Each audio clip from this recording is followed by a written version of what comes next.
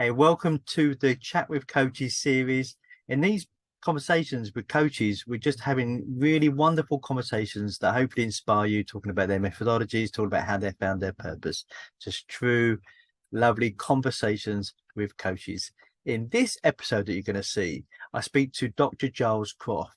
Giles is a psychology graduate, former NHS surgeon, and now a coach and trainer who shares a groundbreaking new approach to well-being that helps people find freedom from chronic mental stress and all its harmful effects, but without the need of prescriptions and without the need of therapy or time-consuming self-care practices. It really was a wonderful conversation. I hope you enjoy it. And I'll speak soon.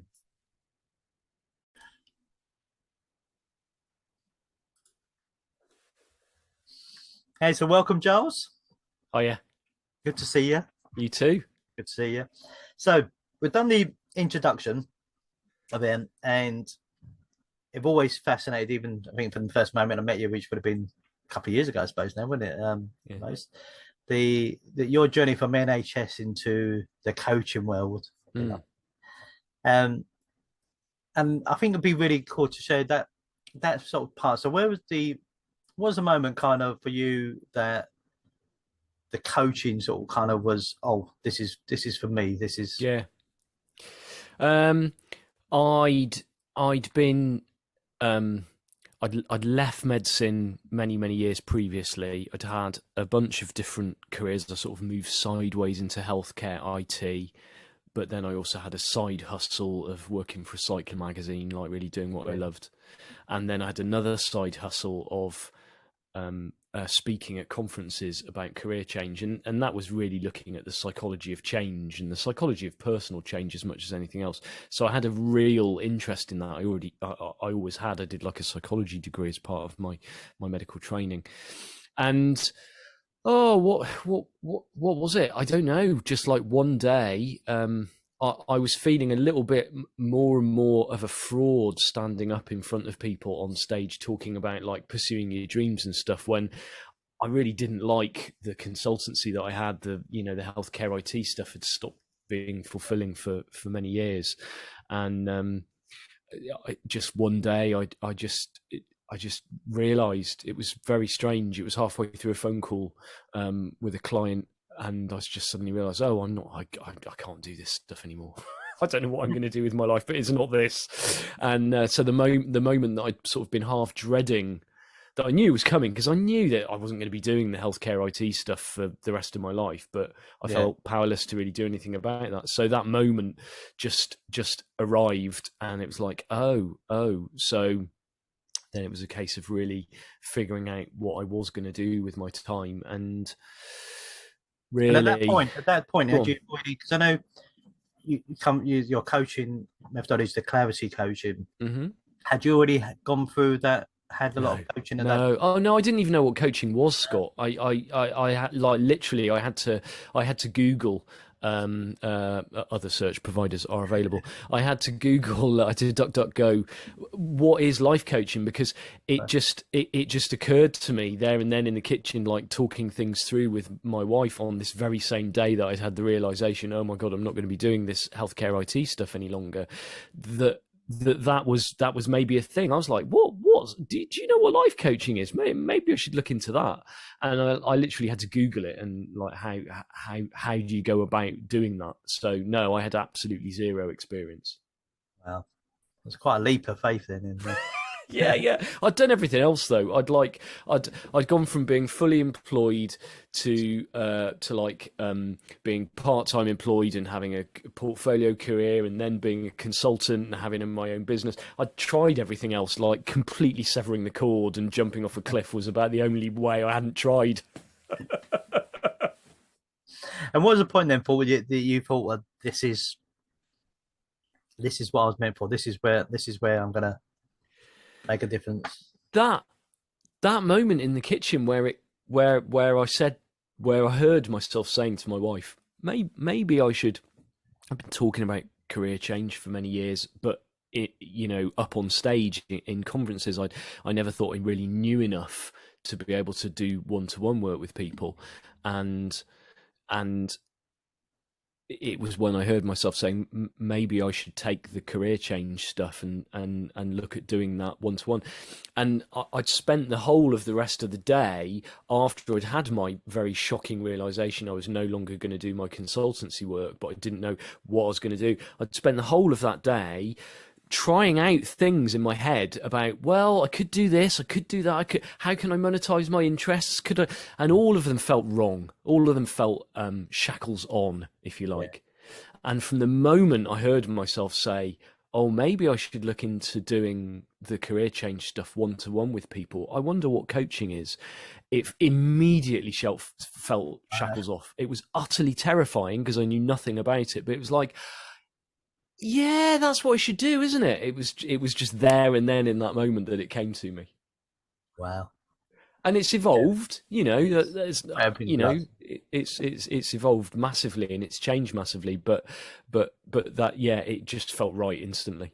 And what was the first thing to do then to jump into that role? What was the next step after that? I remembered that I had a vague memory of my sister having been on a life coaching course, and I texted her and I said, "Are you free?" And she said, "Yeah." And I said, "Can I speak to you?" She said, "Yeah." So I phoned her up and I said, "Haven't you done a life coaching course?" She said, "Yeah."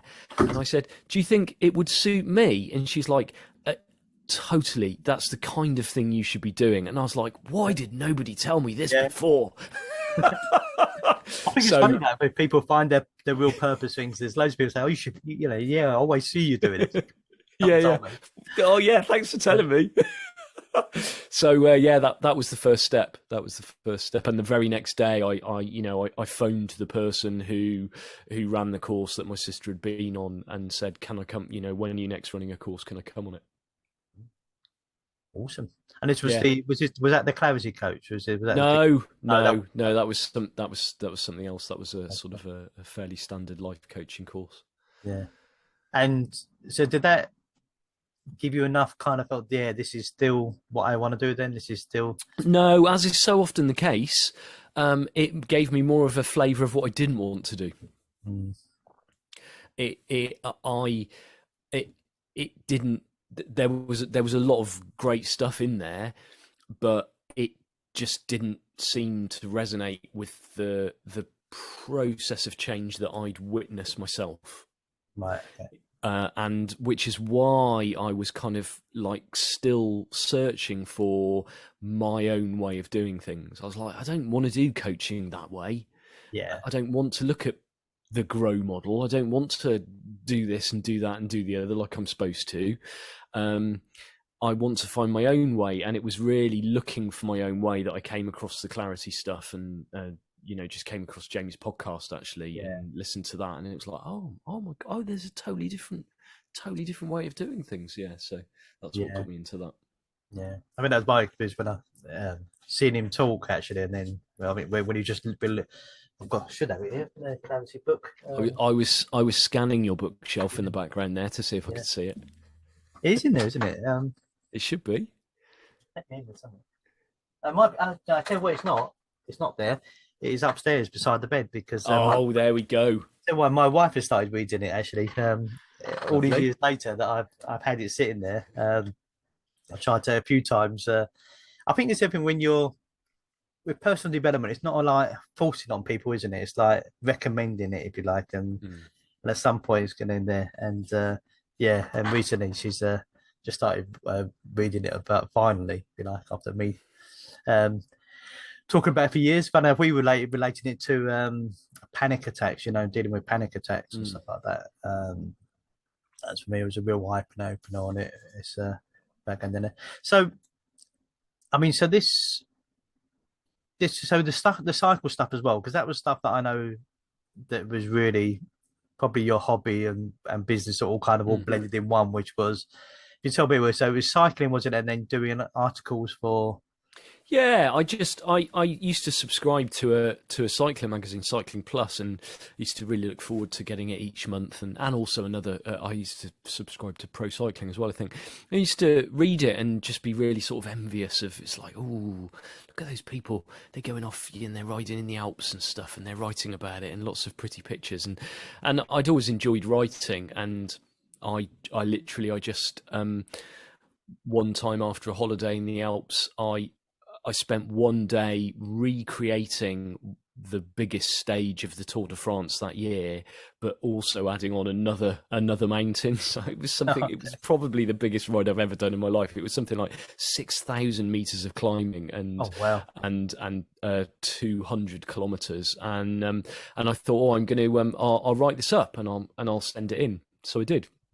I got strangers by the side of the road to take photos of me as I was going past and stuff, and it took ages to get them to accept it. I just had to keep pestering and pestering and pestering, and eventually they accepted it. And when I again just following my intuition, really, the publishing house wasn't that far away from me, so I thought, oh, I'm going to take, when they asked for the photos to be sent in on a disc, because this was before cloud services, I took it in person, and I went to the publishers and asked if I could hand them over personally to the art editor.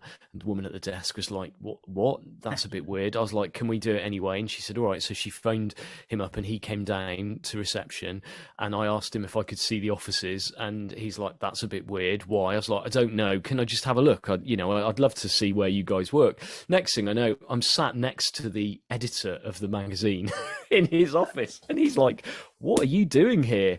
Aren't you a junior doctor? And I was like, yeah. And it transpired that they'd recently lost their person who did all of their medical Q&A for the magazine. Oh. And I just said to him, would you like me to have a go? And he's like, yeah, okay then. And so I just got a job. It was absolutely brilliant, and then because I was there and I was working with them, doing these, I just kept suggesting articles. I was like, well, how about I go and I ride here and write about that, and they're like, yeah, fine, yeah, do it. So it was the perfect arrangement, really, because I got to do it. I got to go where I wanted, doing what I wanted, and every now and again they'd phone me up and they'd say, look, we need somebody to go to Cyprus, are you free? And I'd go, yeah, go on then. And off I went to write about it. It's brilliant. Fantastic. So when you said about your coaching, going back to the you went to, initially it was around career change. Yeah. And now, which I want to talk more to about your sort of groundbreaking new approach. Yeah. For the, is that just the evolution? Because that feels very much, taking people through a career change is one purpose. Yeah. But then helping people with, from chronic mental stress and things is a completely different purpose. How did that evolution go from that to that? Yeah, I think I started out sort of playing it close to home. It's like, well, what do I know? What's my experience been? Well, I've got all my experience has been around career training. So surely that's what I need to help other people with. It just made sense to do that. When I started doing it, I found a lot of the barriers that people had around career change were actually, beliefs and anxiety about it and worry and lack of self-confidence and everything. And I just enjoyed sort of tackling that stuff head on, actually, a lot more than I enjoy, because career change is a long process. You don't change career overnight. And I don't know whether it's, I used to be an orthopedic surgeon, that kind of surgery, that kind of like quick surgery that really worked well for me. It was like, got a broken bone, do you want me to fix it? Yeah, we'll fix it right now, bugger off, kind of thing. I really enjoyed that. And in a way, I realized just by doing the coaching, I much more enjoyed the more therapeutic side of things. Maybe it's because of my medical background, but it just made sense to really pivot again, I say pivot as if one day I woke up and made a conscious decision to do it, but it's just, you know, what I was talking about and the conversations I was having were just more along the therapeutic lines, and I ended up going down that direction, really. And it's not like the bulk of my work these days is running group workshops rather than working with individuals. I do work with individuals, but I don't really sort of try and fill my diary with one-to-one calls or anything like that. So because I've got my hands full with running workshops, really. It's awesome. So let's talk about this groundbreaking approach then that we've talked about in the thing. So come on then, boffins, let's get it sorted. Because it's obviously I know a little bit about you, but I think for people that don't know you well, if you share what your methodology is then for this groundbreaking. Yeah. I suppose in the most general terms, it's really focusing on health. It's focusing on health rather than all the problems. One of the, it goes under many guises, many names. One of those names that I like most is the innate health understanding, which is pointing to the fact that, you know, we're born healthy, we're born psychologically healthy. That never ever goes anywhere. We still have the same capacity that we have when we were born for joy, creativity, intuition, all that good stuff that's a bit intangible. It's a bit hard to put your finger on.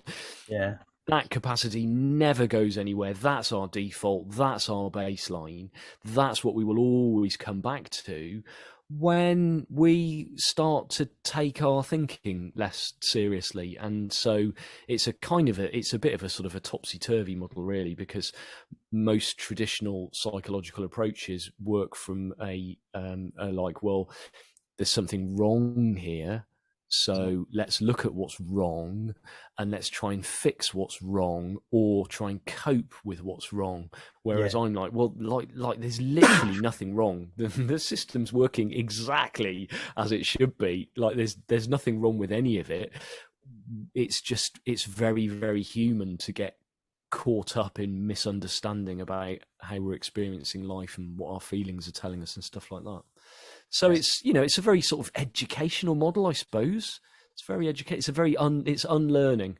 That's another good way to do it. Is I remember. I mean, I tell the story, Scott, of when we first met, and I owe a great debt of thanks to you for forcing me.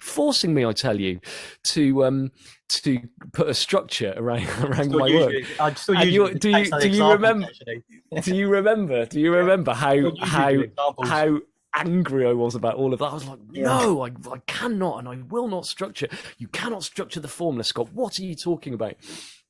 I can't remember why I was telling you that now, but that was a real sort of watershed moment for me, really, was to see the stories that I'd been holding to be true that just weren't true at all. So yeah, that was that was really helpful. Thank you. I get a chance to thank you properly. I mean, it's the thank you. That was the specifically. I mean, funny enough, I still teach that part of it, about structure, non-structure. So it's which allows, there's the non-structure part that allows coaches to be coaches, if you like, because I think when you're coaching someone, I mean it's the whole, when we look at the business side of it and get to people to understand a little bit of, what is it you're saying, that was a bit of it's got to have structure for people to understand it, what journey they're going to go on. But equally, when you're coaching, mentoring anyone, it's completely unstructured because you don't know what's going to come up. That's the beauty of it, really. Breakthroughs or breakdowns are going to happen, and I suppose you experience it more than a lot of people who kind of dealing with that innate stuff. Is around, it's going to trigger stuff, isn't it, in other people, which comes out of the blue from nowhere. There might be just one little thing you say that just triggers people, and brings up sort of kind of. Yeah, I mean, I had had a wonderful day the other day where I had two very short conversations with, I mean, they weren't even clients. They were both people who'd been on my workshops, and they said, can I have a quick chat with you? And so I suppose they had been through the experience of the kind of the unlearning process of going through my course. So I suppose they were quite primed, but it's that whole sort of just shining a light onto the little blind spots that we all have. It made sense to them to reach out to me and say, look, the course has really helped, but I've got this thing that I'm struggling with, and I just can't see how it applies. And all it took was just, again, me following my curiosity and just asking some questions. It's like, so when you say da da da da da, are you thinking like da da da da da? And they're like, yeah. And I'm like, well, how does that work? And they're like, and all of a sudden it's like they just see it completely differently. And like, I'm not doing anything, which is why I think, going back to purpose and like getting into this way of coaching in the first place, that's what I struggled with most, because until I'd actually had the experience of that, I didn't know that could happen. I thought that there absolutely needed to be a structure to the actual coaching itself. Whereas working with you, I saw it's much more, no, it's kind of like there's almost a structure to help people understand the kind of thing that you're going to be getting into. But that structure doesn't actually need taking into the coaching session itself. No. It's not with everything with the, it's the whole, even if you're going, out to with sharks, like if you like swim with sharks and all, there's a whole structure of kind of like that. Yeah, this is what I need to know. I need to know that's safe and the cage is safe and take it out and where we're going and all that sort of thing. But there's nothing that can sort of kind of prepare you for the experience when it actually happens. That's a bit for me like coach, because it's like then it's like there's a whole wellness that there's a different. It's almost like anything like that. You're going into a different world, and I suppose a little bit because a lot of people will still sort of kind of hear the word innate and not fully understand it when they with it things, but it's like going into another world a little bit of. Well, I didn't know this was possible, or this experience. Totally. Well, we only know what we know, don't we? We know what's in that sort of that bubble of thought. We know what's in our thought system, and it's like, do you remember the old Colin Powell thing of there's the known knowns and the known unknowns and the unknown knowns, and it's really a case of the unknowns are unknown unknowns. We literally have very literally have no concept for what we're talking about, and the fact that it kind of defies conceptualization, it doesn't really help. Which is why when you ask me what is the journey you take people on, Giles, that first week we started working together, and all I could come up with, well, Scott, the best way I can put it is it's mountain, no mountain, mountain, and you were like, what the hell are you on about, mate? Coming out with your weird Zen sayings. So yeah, funny. We're still trying. But then it's made because that's what come to love you for, obviously, and that. So the unlearning is quite interesting for me as well. So people listening, what's the process you go through then of getting someone to unlearn something? Because that's a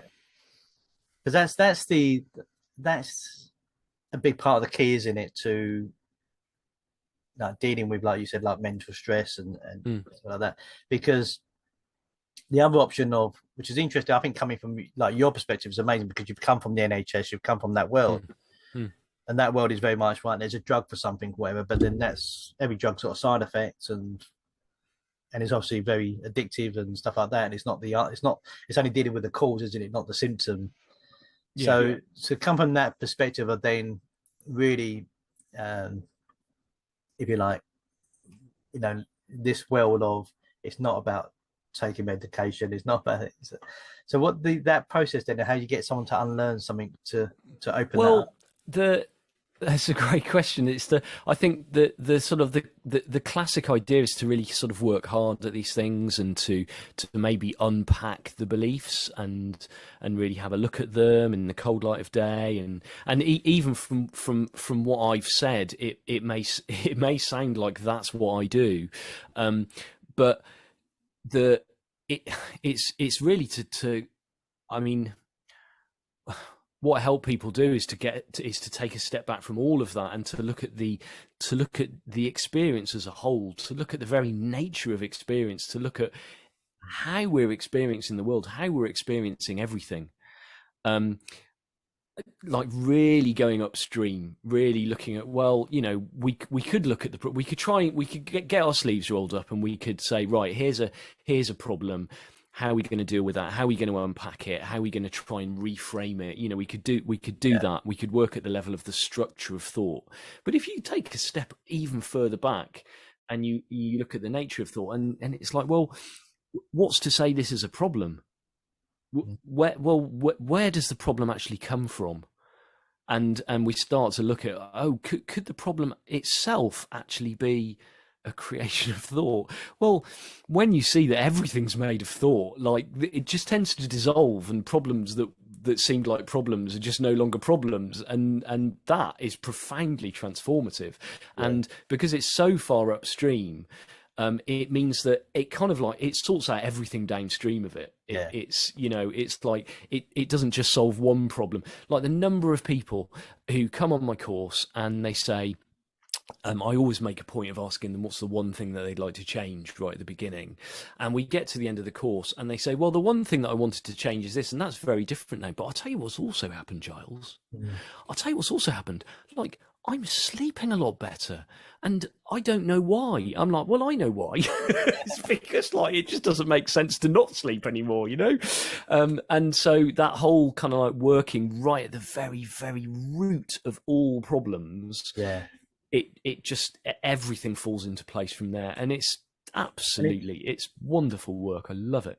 yeah. And I suppose because when any, you know, anything comes up, your initial look at it is then completely different from how you would have looked at it before. And Yeah. you Yeah, or it doesn't even come up. That's the thing, some yeah. people they're like, well, I had someone on a course and they said their one thing was anger. They were like, well, look, I get really angry. I'm really impatient with all of my colleagues, and I've tried everything, and I'd really like that to stop.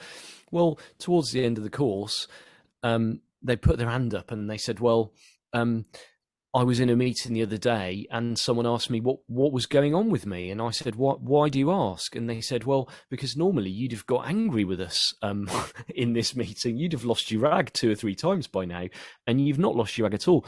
And they were like, I hadn't even know. Oh gosh, my anger's just, and it's because we sort of we just kind of like inhabit a new normal that it sometimes we don't even notice that a change has shifted, and it takes somebody else to point it out to us.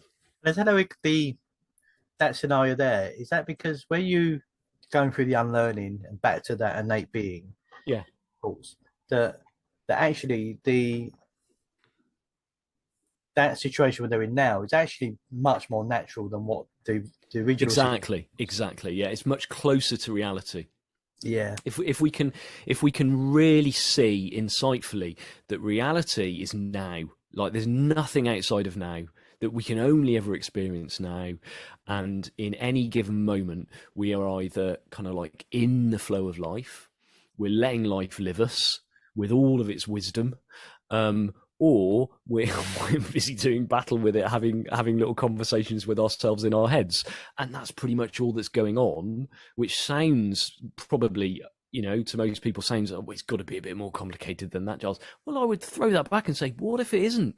What if it isn't more complicated than that? What if literally that's all that's going on for every single human being on planet Earth? Well, when people start to have insights around that and they start to see that, everything changes completely. It really does. It just doesn't make sense to behave in the way that we did previously. And so behaviors and habits just dissolve of their own accord. Yeah. I think that's one of the biggest things about that sort of someone's been in their innate being is that necessarily don't recognize it themselves, but the people around them recognize a change in them. Mm, times like totally. that example you gave, which is really cool. Awesome. Well, as always, we could talk about this for hours. Yeah. Definitely be a part two, I feel. Strategies. Is Hey, if someone's like watching this and this really triggers them, wants to get in touch, find out Yeah. about when your next workshop is. Are they live workshops? Are they in-person workshops? Or The they... the ones that I'm doing at the moment aren't actually available to the public. I'm running them for social care. That's Right. where all my time. I do have a plan to make that available to everyone. At the moment, I have like an online self-study course that people can do, which walks them through this, which is called the Fresh Perspective course. But the starting place is probably just to head over to my website, which is gilespcroft.com. There's a video there called The 2 Brain Facts That Change Everything. If you start by watching that, then that's the best way to start. And if you want to get in touch with me, there's a contact form on my website. Cool. When anyone's watching this or listening to this, the link for that will be in the description. So, as always, Giles, it'd be wonderful to talk to you. Always a pleasure, Scott. Always a pleasure. Lovely to Leave it so reconnect long again. next time. Yeah. And yeah, really appreciate it. And then we'll definitely see you on a part 2 at some point, so people can look out Cool. for. Okay. Cheers, Giles. Take care. See ya.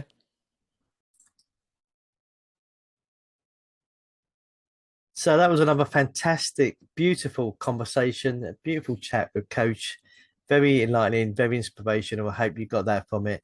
And if you're a coach, for whatever reason you're struggling with your business currently, head over to my website, successraw.co.uk. So successraw.co.uk, where you'll find some stuff on there that will help you create a successful coaching business. Thank you for listening.